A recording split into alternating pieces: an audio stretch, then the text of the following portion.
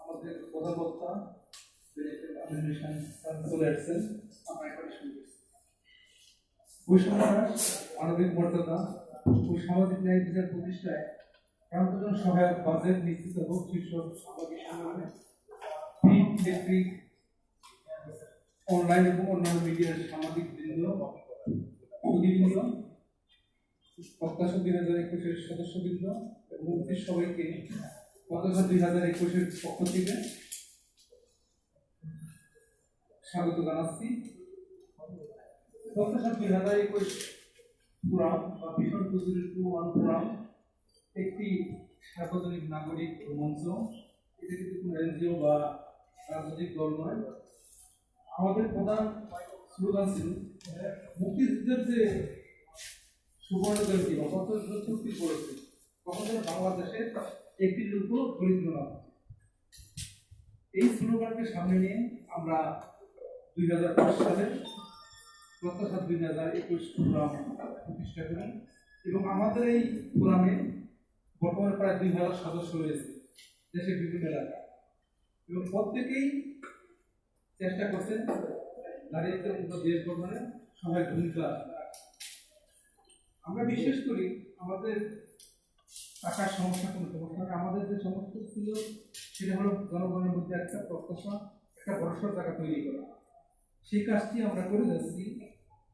আমরা মনে করি বাংলাদেশকে মধ্যমায়ের দেশ গড়তে এবং দারিদ্র্যমুক্ত দেশ করতে ইউনিয়ন লেভেলে একটা পরিকল্পনা হওয়া দরকার। কারণ সেখানেই ইউনিয়ন চেয়ারম্যান এবং মেম্বাররা জানেন তার এলাকায় কে গরিব আছে, তাকে মধ্যমায় নিয়ে যেতে হবে। এই পরিকল্পনা যদি সম্পূর্ণ হয় এবং সেভাবে যদি কাজ হয় তাহলে আমরা অবশ্যই 2001 সালের মধ্যে একটা মধ্যমায়ের দেশে 2021-এর মধ্যে আমরা মধ্যমায়ের একটি দেশে পরিণত হব। সরকার অলরেডি 19-20 সালের বাজেট ঘোষণা করেছে। তো আমরা প্রত্যাশা করি যেহেতু মুক্তিযুদ্ধের সুবর্ণ জয়ন্তী আর 2টি বছর আছে,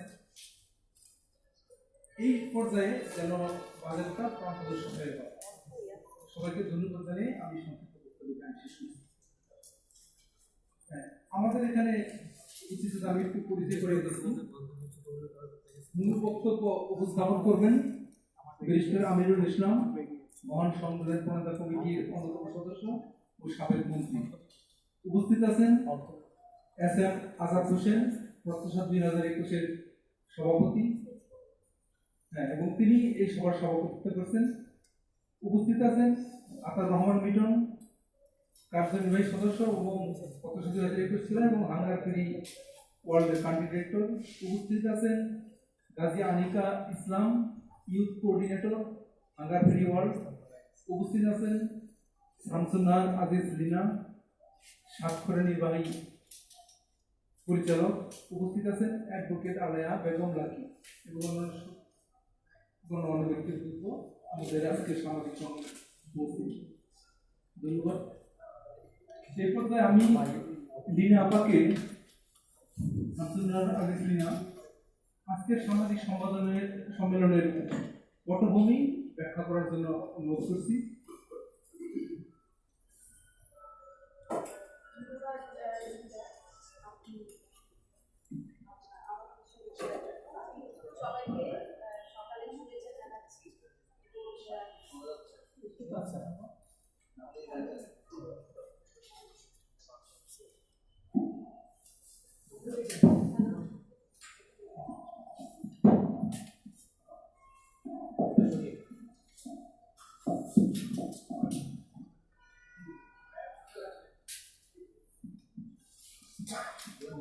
সবাইকে সকালে শুভেচ্ছা।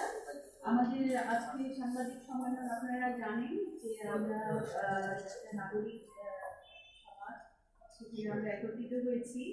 আমাদের এই ভিশন 2021 ফোরাম বা প্রত্যাশা 2021 ফোরাম, আপনারা জানেন যে আমরা একত্রিত হয়েছি যে আমরা 2005 সাল থেকে কাজ করছি এবং আমাদের প্রত্যাশা যেটা সেটা হলো মুক্তিযুদ্ধের সুবর্ণ জয়ন্তী উদযাপিত হবে দারিদ্র্যমুক্ত বাংলাদেশ। এখন আসি, আজকে আমরা এখানে উপস্থিত হয়েছি যে আজকে আমাদের যে বাজেট সেটা খুব সুন্দর বেশ বিরাট বাজেট প্রণীত হয়েছে এবং আমরা সকলে খুশি হয়েছি যে সুন্দর একটি বাজেট এবং অনেক আশা নিয়ে আমরা এই বাজেটটা উপস্থাপিত হয়েছে। কিন্তু আমরা আজকে যে কারণে উপস্থিত হয়েছি যে বৈষম্য হ্রাস, মানবিক মর্যাদা ও সামাজিক ন্যায় বিচার প্রতিষ্ঠায় প্রান্তজন সরকার বাজেটের বরাদ্দ নিশ্চিত করা। আমরা এখানে বলছি যে আপনারা জানেন যে সাম্য, সমতা, সামাজিক ন্যায় বিচার সবই ৭২-এর সংবিধানে সুন্দরভাবে উল্লেখ করা ছিল এবং বঙ্গবন্ধু আমাদের জাতির পিতা বঙ্গবন্ধু তার প্রত্যাশা ছিল যে দারিদ্র মুক্ত বৈষম্যহীন একটি বাংলাদেশ করা এবং যে জাতি সারা বিশ্বে মাথা তুলে দাঁড়াতে পারবে সেখানে। এবং আপনারা জানেন ২০২০ সালে হচ্ছে আমাদের ২৫ বর্ষ পালিত হবে এবং ২০২১ সালে মুক্তিযুদ্ধের শহীদ উদযাপিত হবে। এখন আসি এই বাজেটে আমরা এটার প্রতিফলন দেখতে পাবো। এই প্রতিফলনে আমরা জানি, এই প্রতিফলনে আমরা সকলেই সুন্দরভাবে একটি সমাজ গড়ব যেখানে বৈষম্য থাকবে না, সেখানে সমতা থাকবে। বাজেটের যে জিনিসটা রয়েছে সেখানে যে আমাদের অনেক প্রান্তজন যারা রয়েছে তাদেরকে আমরা মানে এখানে মেগা প্রজেক্টের কথা বলা হয়েছে, বড় বড় প্রজেক্টের কথা বলা হয়েছে, কিন্তু এখানে প্রান্তজনকে আরেকটু আমরা চাচ্ছি যে আরো প্রায়োরিটি দিয়ে তাদেরকে সম্মুখীন আনতে। কেননা যদি আমাদের ক্ষুধা দারিদ্র মুক্ত বাংলাদেশ করতে সুবর্ণ জয়ন্তী যথাযথ উদযাপন করতে হবে, সেখানে যদি কিছু দরিদ্র থেকে যায় এবং আপনারা জানেন যে একেবারে দরিদ্র যে সেও কিন্তু ট্যাক্স, তাকে চাল ডাল লবণ সবকিছু কিনতে পারে, তারও একটা অংশগ্রহণ আছে এবং তাদেরকে বাদ দিয়ে এবং তারা অনেক ক্ষেত্রে একেবারে শ্রমিক শ্রেণী বা হতদরিদ্র তাদেরকে বাদ দিয়ে যদি আমরা সুবর্ণ জয়ন্তী উদযাপিত করতে চাই তাহলে সেই জন্য আমরা মনে করছি যে এই বৈষম্য হ্রাসটা, এই যে প্রান্তজনের সরকার বাজেটটা আমরা চাচ্ছি যাতে এরা আরো তাদেরকে আরো প্রায়োরিটি দিয়ে আরো ভালো প্রকল্প গ্রহণ করা হোক বা তাদেরকে দিয়ে আরো দেশের কাছে ব্যবহার করা। এই প্রত্যাশা নিয়ে আজকে আমরা একত্রিত হয়েছি এবং আপনারা জানেন যে আমরা এই আমাদের যে প্রত্যাশাগুলো সেগুলো আমাদের সম্মানিত আমাদের অনেক প্রিয় আমাদের যারা আব্দুল ইসলাম ব্যারিস্টার মহান সংবিধান সদস্য এবং সাবেক মন্ত্রী আছেন, এটা সামনে উপস্থাপন করবেন। আমরা আশা রাখি যে আমরা আজকে যে একত্রিত হয়েছি কোন কোন বিষয়গুলোকে এই বাজেটে খুব গুরুত্ব দেওয়া হয়নি সেগুলোকে আমরা তুলে ধরার চেষ্টা করছি। ধন্যবাদ আপনারা এসছেন, আপনাদের সাংবাদিক ভাই বোনেরা যারা এসছেন আপনাদেরকে স্বাগত জানাচ্ছি। আপনারা আমাদের এই বক্তব্যগুলোকে সুন্দরভাবে তুলে ধরবেন এই প্রত্যাশা। ধন্যবাদ।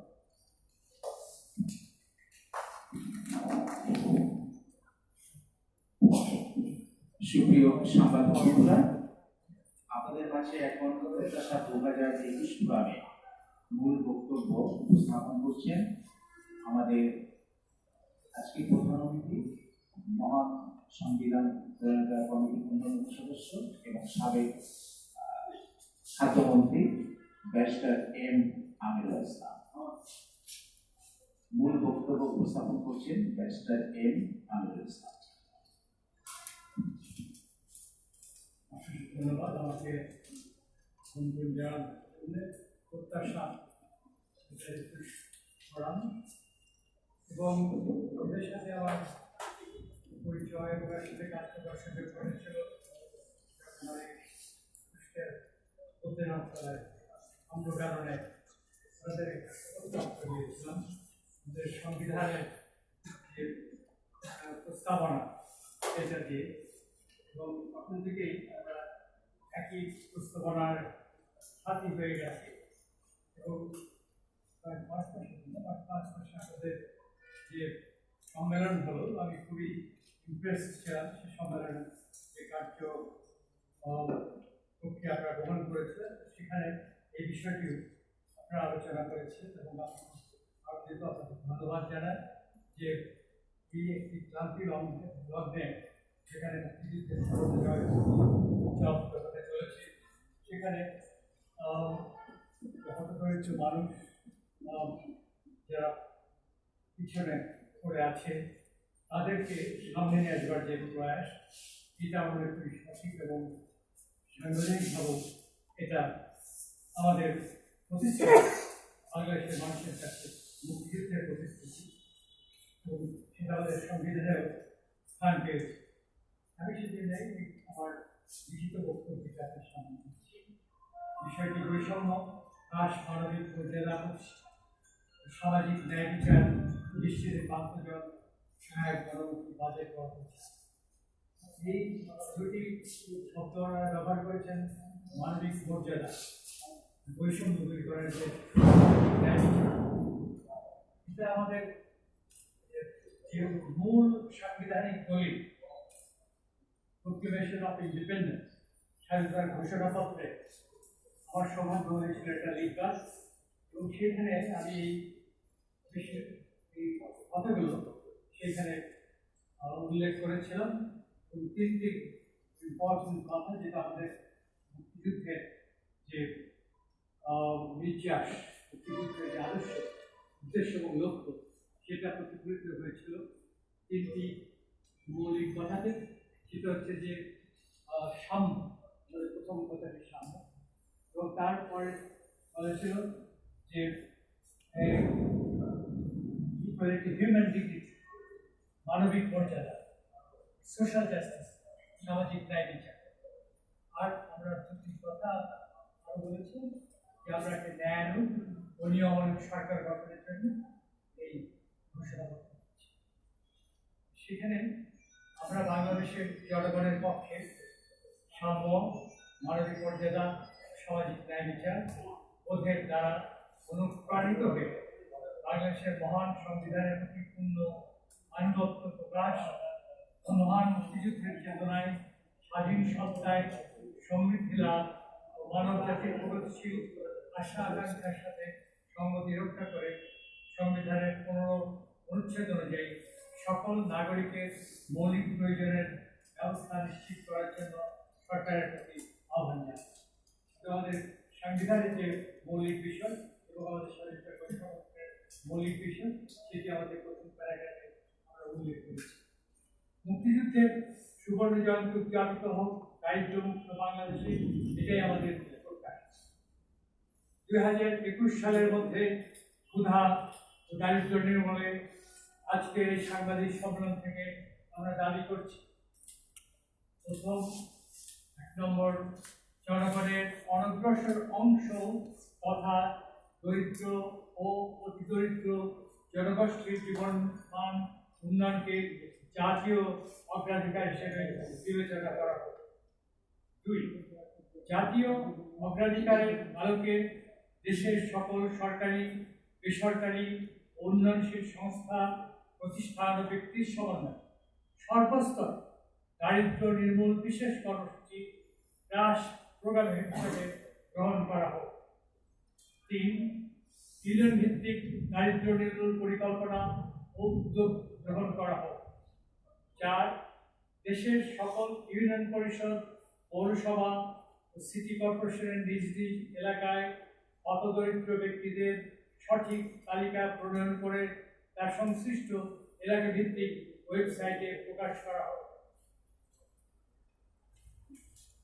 5, সরকারের সামাজিক সুরক্ষা কর্মসূচির পরিধি ও পরিমাণ উভয়ই বৃদ্ধি করে হতদরিদ্র ও দরিদ্র মানুষদের সহায়তা বাড়ানো হোক। 6, খাদ্য, পুষ্টি ও স্বাস্থ্যসহ সকল মৌলিক অধিকার সুরক্ষায় সহায়ক আইন প্রণয়ন করা হয়। 7, আত্মকর্মসংস্থান সৃষ্টিতে সহায়ক গ্রামীণ উদ্যোগগুলিতে 5% সুদের নিচে ঋণ সহায়তা সহজলভ্য করা হোক। 8, বিভিন্ন পেশায় নারীর অংশগ্রহণ বৃদ্ধি এবং নারী উদ্যোক্তা তৈরিতে সহায়তা আরও জোরদার করা হোক। 9, যুব সমাজের দক্ষতা ও সক্ষমতা বৃদ্ধি এবং কর্মসংস্থান বৃদ্ধির জন্য প্রয়োজনীয় ব্যবস্থা গ্রহণ করা হোক। 10 সমতলের আদিবাসী, দলিত, চা শ্রমিক, হরিজন, অন্যান্য ক্ষুদ্র নিগোষ্ঠীর অধিকার ও মর্যাদা সমুন্নত রেখে এমনভাবে কর্মসূচি গ্রহণ করা হোক যাতে তারা কোনো বিপত্তি ছাড়াই প্রয়োজনীয় সেবা গ্রহণ ও জীবনমানের উন্নতি করতে পারে। 11 প্রত্যেক এলাকায় বঙ্গবন্ধুর জন্মশতবার্ষিকী, মুক্তিযুদ্ধের সুবর্ণ জয়ন্তী উদযাপন কমিটি গঠন করে সেই কমিটিকে দারিদ্র্য নির্মূল কর্মসূচির মনিটরিং এর দায়িত্ব দেওয়া হোক। অতএব বঙ্গবন্ধুর জন্মশতবার্ষিকী পালনে যারা উদ্যোগ গ্রহণ করবে, সেই উদ্যোগের সাথে বঙ্গবন্ধুর যে স্বপ্ন এবং যে আদর্শ কর্মসূচি ছিল সেটাও তারা মনিটরিং করতে পারে, এরকম একটা প্রস্তাব আমরা দিয়েছি। উন্নয়ন প্রকল্প গ্রহণের ক্ষেত্রে পরিবেশ সুরক্ষা এবং তথা প্রাকৃতিক সম্পদের সংরক্ষণ ও সদ্ব্যবহার নিশ্চিত করা হয়। দারিদ্র্যমুক্ত, শোষণমুক্ত সমাজ গড়ে তোলার উদ্দেশ্যে গবেষণা কার্যক্রমে সহায়তা বৃদ্ধি করা হয়। 14 দারিদ্র্য নির্মূল কর্মসূচিতে সহায়তা দানকে ট্যাক্স রিবেট প্রদানের ঘোষণা দেওয়া হোক। 15 মানবতাবাদী সমাজ গঠনের জন্য প্রয়োজন 17 কোটি মানুষের জন্য সর্বস্তরের সার্বজনীন শিক্ষা ও প্রশিক্ষণ। সংবিধানের 17 নির্দেশ অনুযায়ী কোট করছি আমি, সমাজের প্রয়োজনের সহিত শিক্ষা সংগতিপূর্ণ করিবার জন্য এবং সেই প্রয়োজন সিদ্ধ করিবার উদ্দেশ্যে যথাযথ প্রশিক্ষণপ্রাপ্ত ও সদিচ্ছা প্রণোদিত নাগরিক সৃষ্টির জন্য কার্যকর ব্যবস্থা গ্রহণ করা প্রয়োজন। আমাদের শিক্ষার ব্যাপারে আমাদের সংবিধানে এই কথাটা বলেছিলাম যে আমাদের শিক্ষার উদ্দেশ্য হবে কি, অতএব প্রশিক্ষণপ্রাপ্ত সদিচ্ছা প্রণোদিত নাগরিক সৃষ্টি কার্যকর ব্যবস্থা গ্রহণ করা হয়েছে। মানবতাবাদী সমাজ গঠনের জন্য প্রয়োজন 17 কোটি মানুষের সম্মিলিত প্রচেষ্টায় একবিংশ শতাব্দীর চ্যালেঞ্জ গ্রহণ করবার জন্য সর্বস্তরের সৎ, শিক্ষিত ও বিজ্ঞানমনস্ক জনগোষ্ঠীর প্রয়োজন। দীর্ঘ 47 বছর ব্যাপী জনগণের ক্ষমতায়নের জন্য রাষ্ট্রের প্রতি সাংবিধানিক নির্দেশ আজও বাক্সবন্দী হয়ে আছে। তাই একবিংশ শতাব্দীর বিশ্বায়নের সময় সংবিধানের অনুচ্ছেদ 19 ও 20কে জনসম্মুখে নিয়ে আসার পাশাপাশি এই দুটি অনুচ্ছেদের বাস্তবে রূপ দিতে হবে এবং এই 19টা 20 অনুচ্ছেদ দুটি বাক্সবন্দী এটা খুবই ইম্পর্টেন্ট যে নাগরিকদের জন্য সকল নাগরিকের জন্য সুযোগের সমতা নিশ্চিত করতে রাষ্ট্র সচেষ্ট হইবে, যেটা এই প্রোগ্রামে ইতিমধ্যে বলেছে এদের প্রত্যাশার উদ্দেশ্য সেটা আর্টিকেল 19 এর মানুষের সামাজিক অর্থনৈতিক অসাম্য বিরোধ করিবার জন্য নাগরিকদের মধ্যে সম্পদের সুষম বন্টন নিশ্চিত করিবার জন্য এবং প্রজাতন্ত্রের সর্বত্র অর্থনৈতিক উন্নয়নের সমান স্তর অর্জনের উদ্দেশ্যে সুষম সুযোগ সুবিধা দান নিশ্চিত করিবার জন্য রাষ্ট্র কার্যকর ব্যবস্থা গ্রহণ করিবে। এটা আমরা যেটা বলছি আজকে, এটা আমাদের সংবিধানে এই নির্দেশটা রয়েছে, সেটাকে আমরা পুনরুচ্চারণ করছি। অনুচ্ছেদ 20 এটাও সংবিধানের কর্ম হইতেছে সর্বক্ষণ প্রত্যেক নাগরিকের অধিকার, কর্তব্য ও সম্মানের বিষয়। অতএব কর্মটা আমাদের অধিকার, কর্তব্য এবং সম্মান, এবং প্রত্যেকের নিকট হইতে যোগ্যতা অনুসারে ও প্রত্যেককে কর্মানুযায়ী এই নীতির ভিত্তিতে প্রত্যেকে স্বীয় কর্মের জন্য পারিশ্রমিক লাভ করিবে। রাষ্ট্র এমন অবস্থা সৃষ্টির চেষ্টা করিবে যেখানে সাধারণ নীতি হিসাবে কোনো ব্যক্তি অনুপার্জিত আয় ভোগ করিতে সমর্থ হইবেন না। এখন সবচেয়ে বড় আয় হচ্ছে বড় লোকদের, যেটা অনুপার্জিত, কিন্তু আমাদের সংবিধানে বলা আছে যে এই অনুপার্জিত আয় করতে না পারে তার জন্য ব্যবস্থা নেই। এখন আমাদের কুটুম বলেন সব কিছু এখন দুর্নীতিতে সৃষ্টির চেষ্টা করিবে যেখানে সাধারণ নীতি হিসেবে কোনো ব্যক্তি অনুপার্জিত আয় ভোগ করতে সমর্থ হইবে না, এবং যেখানে বুদ্ধিভিত্তিক ও কায়িক সকল প্রকার শ্রম সৃষ্টিধর্মী প্রয়াসের মানবিক ব্যক্তিত্বের পূর্ণতার অভিব্যক্তিতে পরিণত হয়েছে। ফুটো পাত্র দিয়ে পানি সেচ দিলে যেমন ফল হয় না, ঠিক তেমনি পুরনো গতানুগতিক উপর থেকে চাপিয়ে দেওয়া চিন্তা দিয়ে দারিদ্র্যমুক্ত বাংলাদেশ গড়ে তোলা সম্ভব নয়। টেকসইভাবে দারিদ্র্য নির্মূল করতে চাইলে ক্ষমতায়ন, সক্ষমতার মাধ্যমে দারিদ্র্য বিমোচন প্রক্রিয়ায় জনগণকে সম্পৃক্ত করতে হবে। তাদের কথা হৃদয় দিয়ে শুনতে হবে, বুঝতে হবে, তাদের সক্ষমতা বাড়াতে হবে এবং তাদের সহযোগিতা করতে হবে আন্তরিকতার সাথে। মানুষের মনে ভরসা জায়গা সৃষ্টি করতে হবে। লুটপাট, নির্যাতন, অনিয়ম রোধে এবং সরকারি কর্মসূচিগুলোর সুষ্ঠু বাস্তবায়ন, সেবা গ্রহীতা চিহ্নিত করে সেবাদান করা হলে দেশের চেহারা পাল্টে যায়। ভিক্ষা দিয়ে ভিক্ষুক বানানো যায়, দারিদ্রতা দূর করা যায় না। আমরা সরকারের শুভ উদ্যোগে সাফল্য কামনা করি, প্রত্যাশা করি সরকার খোলা মনে নাগরিক সমাজের সুপারিশগুলো বিবেচনা করবেন এবং বাজেটে প্রয়োজনীয় বরাদ্দ নিশ্চিত করবেন। এটাই আমাদের বক্তব্য, সকলের প্রত্যাশার পক্ষ থেকে আমি শুধুমাত্র অনুমোদিত।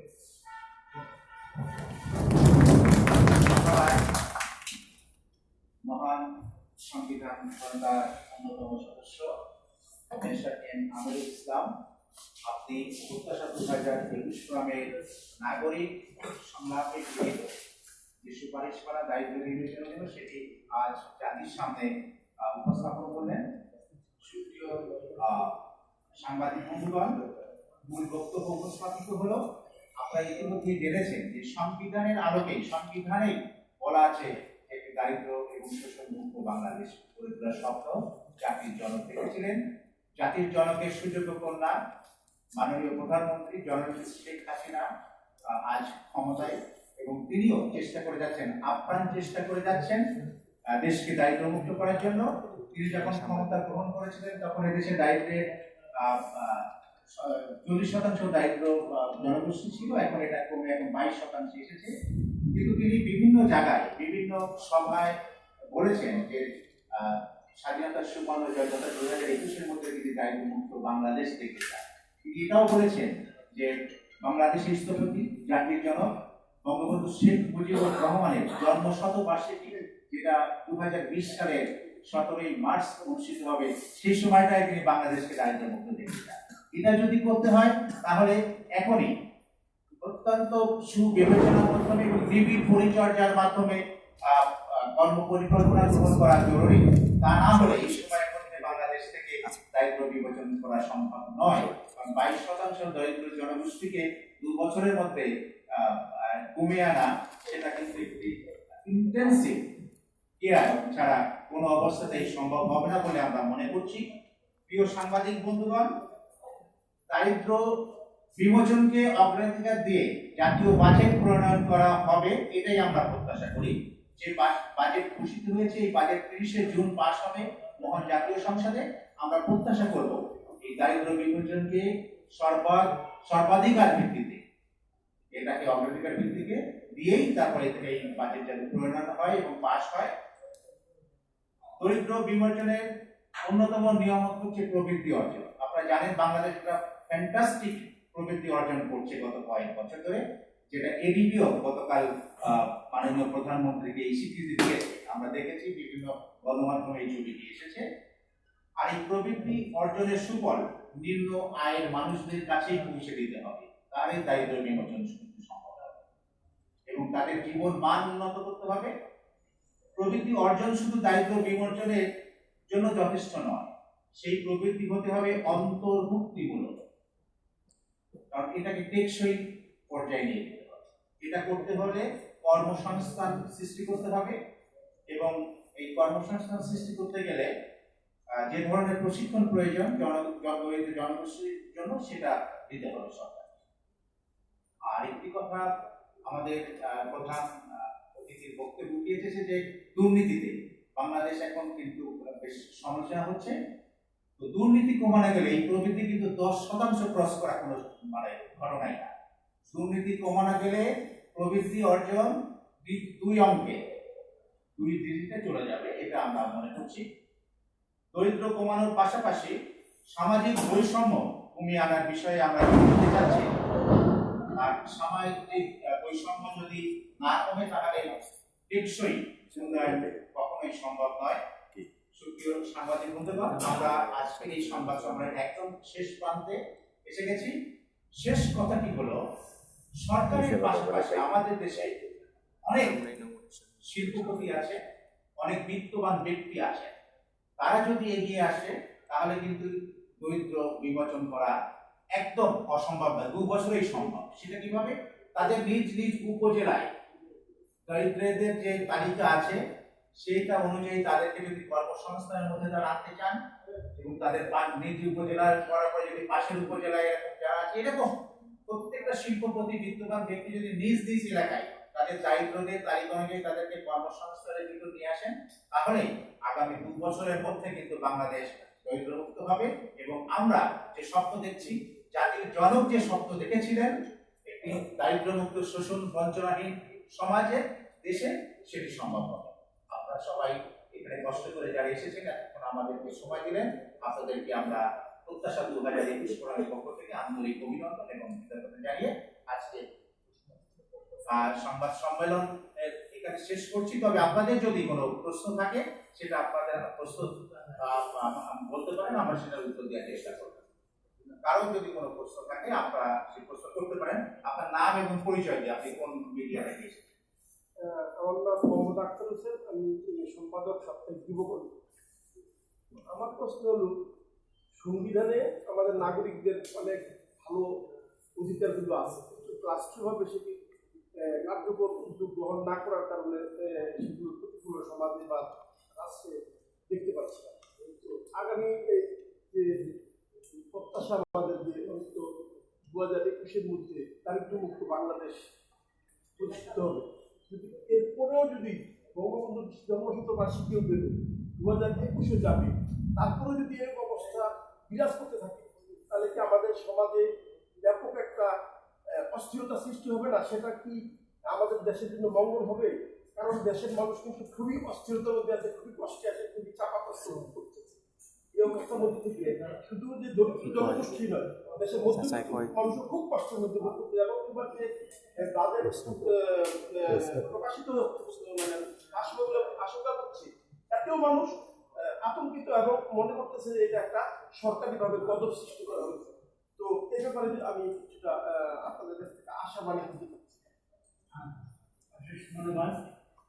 আমাদের বর্তমান যে পরিস্থিতি এবং অবস্থা লক্ষ্য করছি যে আমাদের দুইটি ভরসা হচ্ছে যে আমাদের জননেত্রী শেখ হাসিনার টোটাল কমিটমেন্ট, যে বিষয়টা আমরা বলছি তার সেই কমিটমেন্ট দারিদ্র্যমুক্ত বাংলাদেশ করার। আরেকটি আমাদের ভরসা হচ্ছে সাংবাদিক বন্ধুরা যারা এই মিডিয়ার মাধ্যমে জনগণের দুরবস্থার যে বিষয়টি, যেখানে অন্যায় হচ্ছে, অত্যাচার হচ্ছে, যেখানে দুর্নীতি হচ্ছে, সেগুলোকে যেমন তারা তুলে ধরছেন, এটার উপরে সারা দেশের মানুষের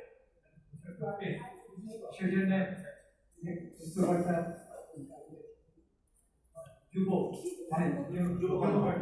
এবং তার দুটি শক্তি এখানে, কণ্ঠ শক্তি শুধু নয়, লেখার শক্তি শুধু নয়, যুব শক্তি। এটা আমার মনে হয় যে উনি যুবকণ্ঠের মুখপাত্র, উনি আমাদের যে বিষয়গুলো নিয়ে আমরা প্রকাশ করছি এবং পাশাপাশি আশা এবং প্রত্যাশার যে মেসেজটা আমরা ছড়িয়ে দিতে চাই, সেটা ওনার যুবকণ্ঠের মাধ্যমে যদি ছড়াতে পারেন তাহলে আমরা আরেকটু অনেকটা এগিয়ে যাব। ধন্যবাদ।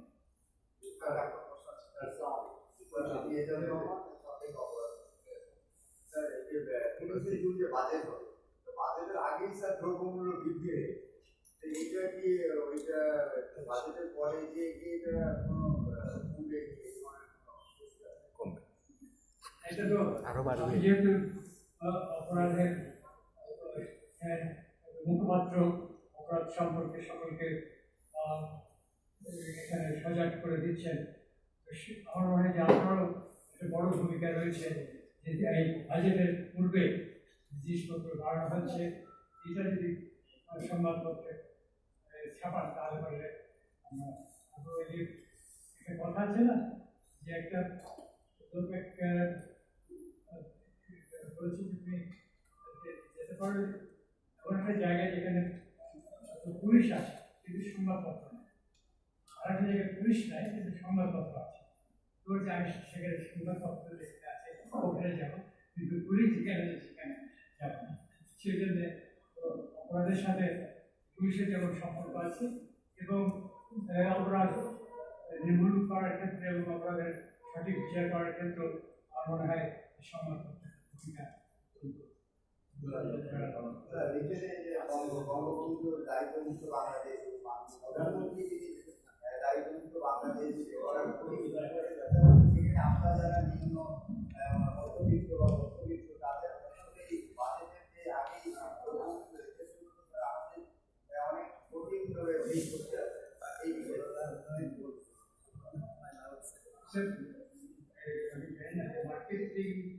মার্কেটকে কন্ট্রোল করার যে প্রক্রিয়া, সেটা কি আইন দিয়ে কিভাবে করা যাবে না? তৈরি করতে হবে যে মার্কেটের মনিটর করছে, কিন্তু আপনারা সাংবাদিক হিসেবে মনিটর করছেন, কিন্তু আমার মনে হয় যে মার্কেট মনিটরিং একটা সেল কার্যকর হয় না। তো সেই জায়গা থেকে একটু কিভাবে আমরা জাগ্রত করতে পারি এবং এটাকে সেফটি করতে পারি